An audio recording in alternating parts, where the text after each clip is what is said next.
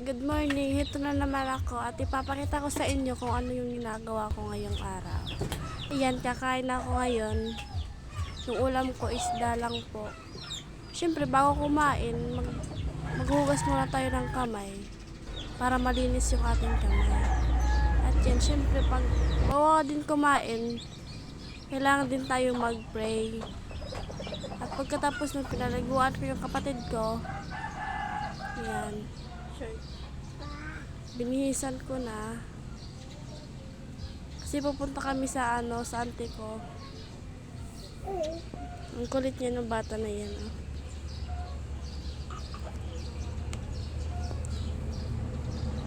Naya ka pa sa akin,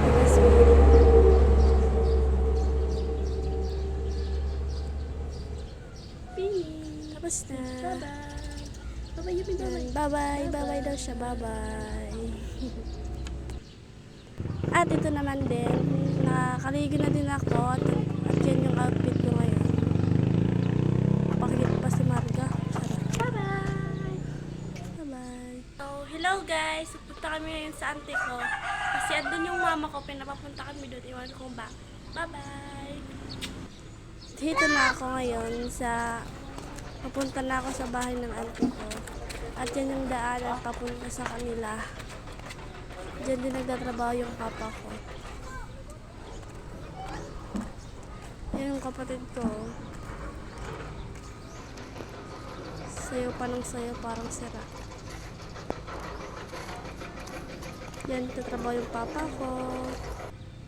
Yan yung mga pinsan ko. Andun yung bahay nila auntie. Mamaya pupunta ako yan. Yan sila mama, si papa, andyan. Yan yung bahay nila auntie. Diyan na. Yan yung auntie ko. Yan yung bahay nila. Yan lang. Bye-bye.